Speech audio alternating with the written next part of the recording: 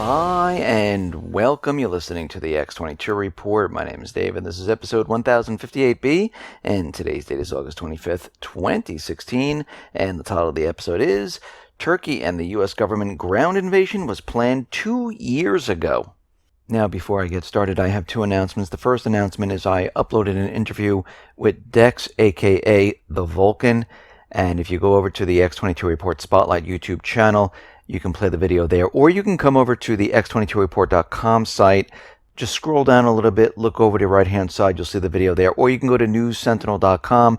Same thing, scroll down a little bit, look over to your right-hand side, and you can play the video there. My second announcement is that this Friday at 8 p.m., I will be live with V the Guerrilla Economist on his YouTube channel. He live streams his interviews. So if you have some time and you like to listen to me once again and listen to V, you can come on over to his channel at 8 o'clock on Friday. Let's get into the economic collapse, political and geopolitical news. Now, over the past year, we know that there's been a lot of terrorist acts, which we know a lot of them were false flags, and there were certain agendas attached to them where the governments were taking the rights away from the people, creating new laws for security purposes. And we saw this happen in France, in Belgium, in Australia, in Canada, in the United States. And in France, the government, starting in September, students are going to receive lessons on how to survive a terrorist attack on their schools.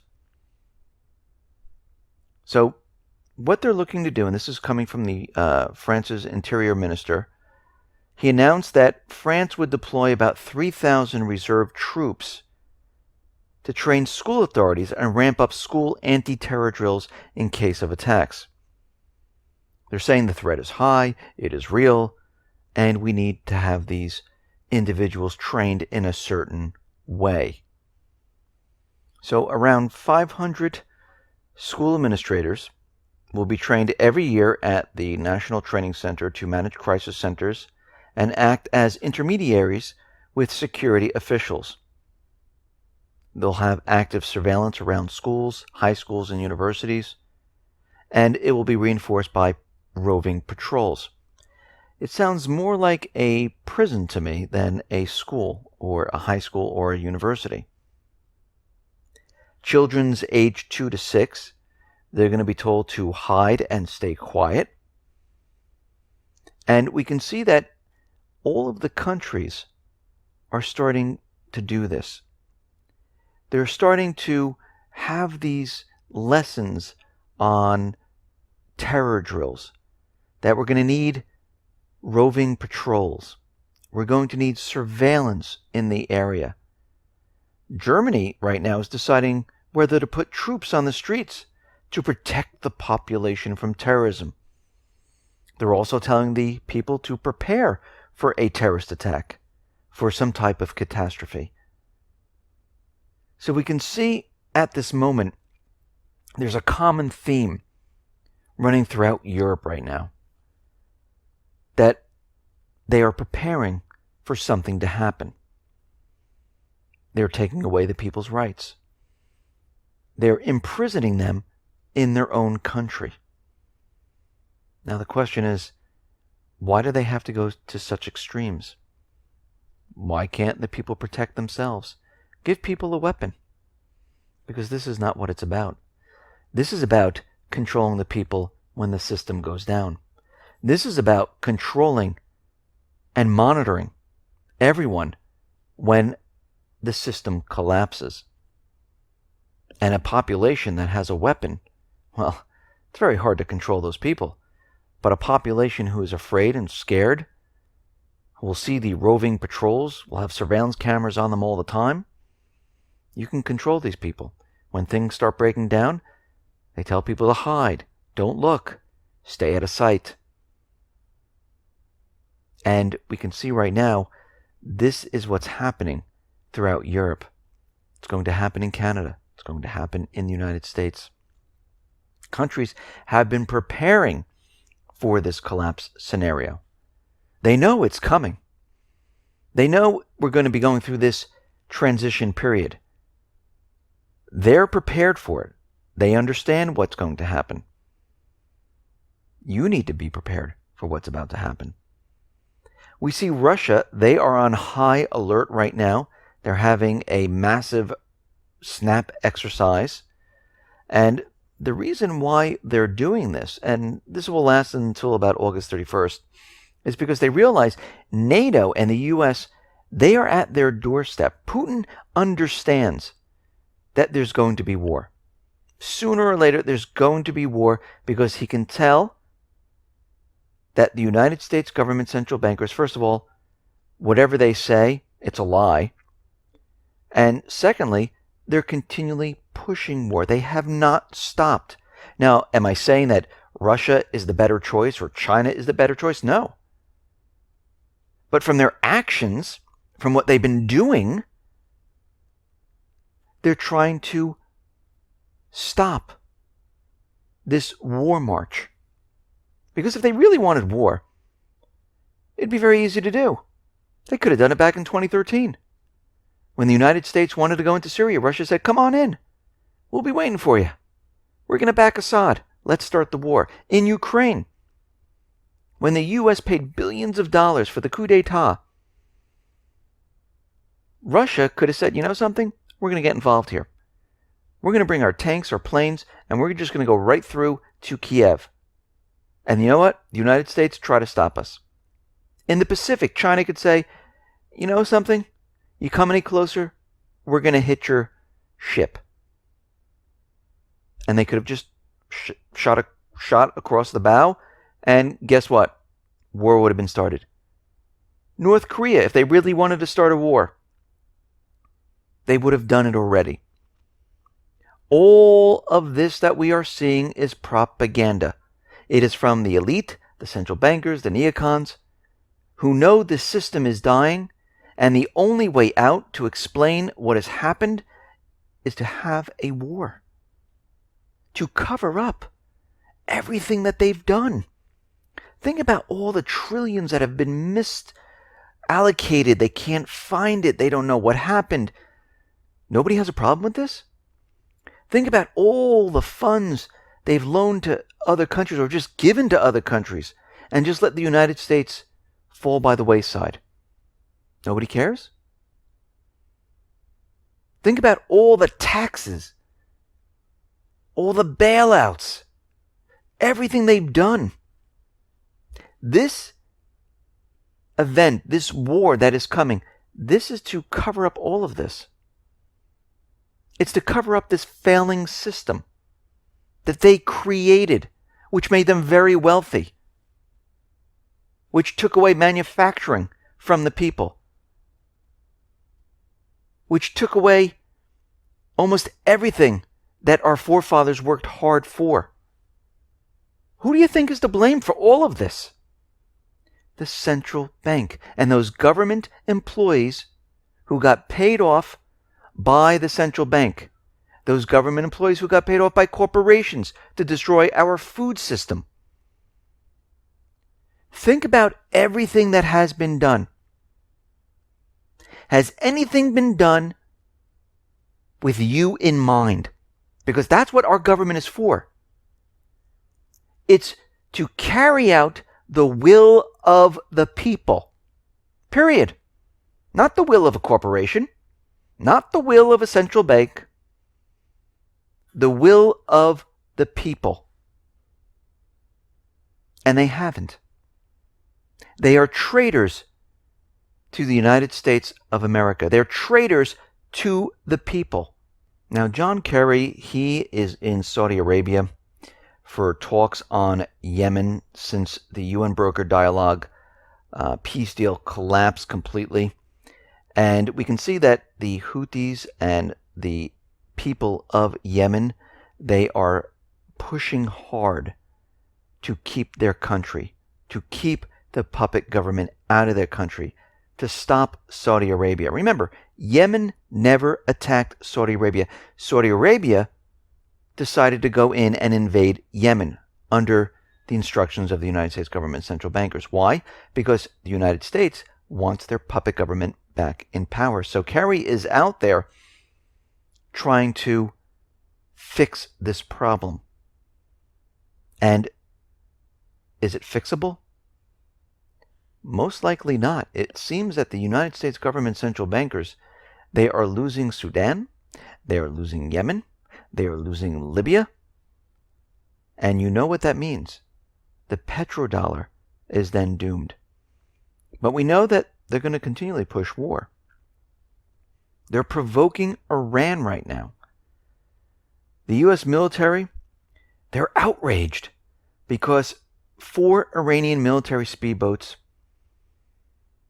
decided to come close to a guided missile destroyer that was passing near the Iranian, listen to this, passing near the Iranian coast at the Strait of Hormuz. So we have a ship, United States ship, off the coast of Iran. Now, when you really look at what happened here, basically nothing happened. These 4 little speedboats, they must remain at least 50 meters away from any ship. And they were 50 or more meters away from the ship. So there was no threat there. What the United States did, though, is they decided to fire flares up in the air and made some unspecific type of noises, hoping the Iranian boats would react in some way. But they were so far away, they did nothing because they weren't interested in the ship. The United States was trying to do something. They spotted them and they said, okay, let's set up a flare. Let's make some noise here. Let's see if they come closer. And they didn't. So nothing happened. This is complete propaganda once again. Germany right now, they are thinking about withdrawing their jets from the Incirlik base since Turkey is denying them access to the German troops that are deployed there. And we'll have to follow that and see how that goes. The U.S. right now is admitting, okay, we might have killed some civilians in many of the different regions in Syria when we were targeting the Islamic State. Well, what do you mean by some? And of course they said, we possibly could have killed many civilians. We just don't know how many. So what's very interesting about all of this is that the United States just admitted that they killed civilians, which are probably women, children. They don't care about that. But when they have a chance to use propaganda and to show a little boy who's still living and say, look what Assad has done, it's amazing the propaganda that they'll push. But when the question is asked, have you killed civilians in Syria while bombing the Islamic State, which that's not what they're bombing, they have to say yes, because there's no way in the world they didn't. Because proof is coming out of that area that after the bombing, here are all the people that died. Now we understand Turkey invaded Syria. The U.S. assisted in this. And Russia's response right now to Erdogan's aggression is muted. They really haven't come out and said anything. They haven't said that they're worried about what is going on. And they're just staying quiet at this point. Now we know that Turkey is using the excuse they're in there because the Islamic State fired rockets at them and they attacked them, and this is why they've gone into Syria. Now, we know from the past Erdogan has used this many, many times before. So we see the Turks, they are sending more and more tanks into this region. And one of their missions, as we know, is to set up this exclusion, buffer zone, safe zone, no bomb zone, whatever they like to call it, because they keep changing the names. They want to set up this exclusion zone. And the other goal that they have is to control a 100-kilometer long corridor that will help Turkey to assist radical groups move in and out of Turkey. Now, they should just close the border if they really wanted to stop all of this. But they don't want to stop all of this. They want to control this area. They want to control the stretch of this border to allow individuals in and out. And these are the terrorists. So what we're seeing right now is Turkey cannot allow this stretch of border to be sealed. Because if this happens, the balance of power in Aleppo will shift to Syria. And this is why they're there. So we can see right now that Turkey has solidified its willingness to risk outright war with Syria and even Russia to fulfill the goals of NATO and the US. So right now, the Turkish agenda, it's not focused on the Islamic State. Because if it really was, they would have done what Russia said to do, close the borders, have international monitors, but they didn't do it. The Turks do not need a buffer zone to end the terrorism. They don't need any of that stuff.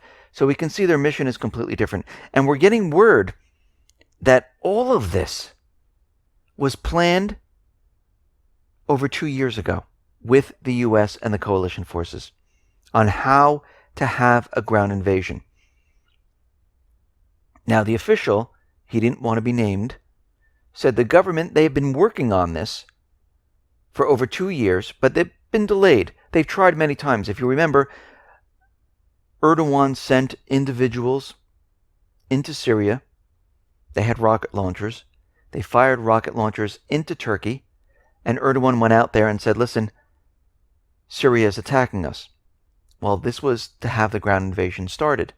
But what happened was, someone filmed it, put it on YouTube, put it on Twitter, and Erdogan went crazy and started to ban Twitter and YouTube. And the plan was called off. So they tried to do this many, many times before. And we can see right now that they are on the move. So we have US trying to create this no-fly zone, this buffer zone. And now we have Russia most likely will set up their no-fly zone in Syria. Because Russia, they see what's happening here. And it looks like the agenda of carving up and going all out to get Assad, it's in the works. Because we can see that the international team at the UN, they've come up with this report. And it's amazing the timing of this report. You know, because the United States has lost their proxy army, which is the Islamic State. They're losing their territory in Syria. They're not even supposed to be in Syria because they invaded a sovereign country. Turkey invaded with a ground force. And then all of a sudden, the UN decided to release this new report about who was responsible for the chemical attacks in 2014 and 2015. They just figured it out. And they're saying it was, okay, the Islamic State, which is almost gone, and Syria. Now, do they have the proof? No. Once again, they're saying it has to be these two groups. And the U.S. is using this. They're urging action over the Syrian chemical attack. They are doing the same exact thing that they did back in 2013, which was proven that Syria didn't do these attacks. They didn't have the sarin gas at the time when the attacks occurred. It was the moderate rebels. The chlorine gas, the mustard gas that we saw in 2014 and 2015, again, it was the moderate rebels, the Islamic State, the terrorist groups. Now, Russia is saying, listen, we would like to be involved in this investigation of who actually did the chemical attacks. And we'll have to see where it goes from here, because every time Russia gets involved and they like to get the facts, there are no facts. And the story starts to fall apart. But we can see right now, the United States government central bankers, they are making their move. They want Assad out, and they're making the push now. Listen, everyone, thanks a lot for listening. Be well, be safe, and especially be prepared. Thanks a lot.